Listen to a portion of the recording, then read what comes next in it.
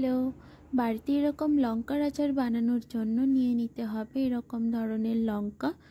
ছোট যেই লঙ্কাগুলো রান্নাতে দেওয়া হয় ওইগুলো না নেওয়াই ভালো, মানে আমার মতো যারা ঝাল কম খাও তাদের জন্য এই লঙ্কাগুলোই ঠিক আছে।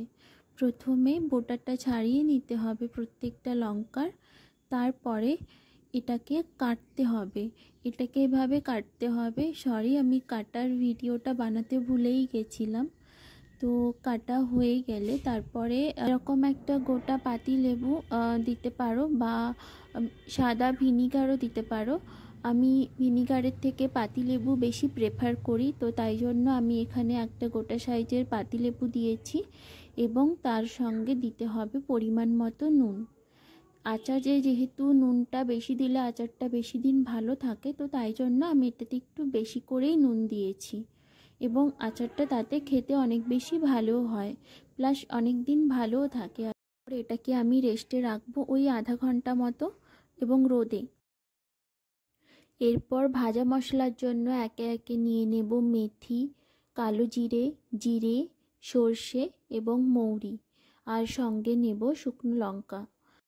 এটাকে ভালো করে ভেজে গুঁড়ো করতে হবে, কিন্তু খেয়াল রাখতে হবে গুঁড়োটা একেবারে মসৃণ হবে না।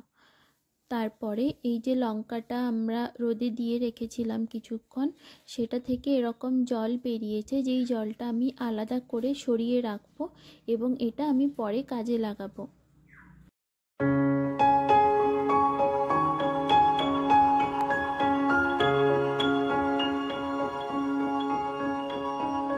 এই লঙ্কার উপরে আমি মশলাটাকে ভালো করে ছড়িয়ে দেব, ভালো করে মাখিয়ে নেব।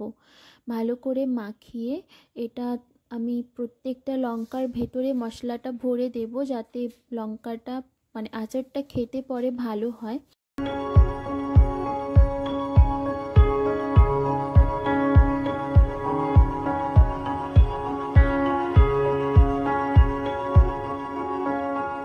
এবং এর মধ্যে আগে থেকে সরিয়ে রাখা ওই জলটা আমি দিয়ে দেব এবং কিছুটা সর্ষের তেল দিয়ে রাখবো।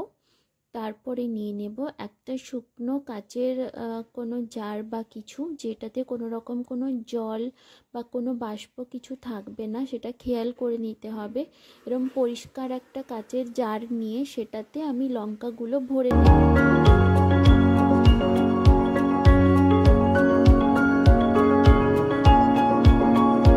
এরপর আমি কাচের জারে বেশ খানিকটা সর্ষের তেলও দিয়ে দেব। তারপরে ঢাকা বন্ধ করে ওটাকে আমি রোদে রেখে দেব বেশ কয়েকদিনের জন্য, আচারটা রেডি হওয়ার জন্য।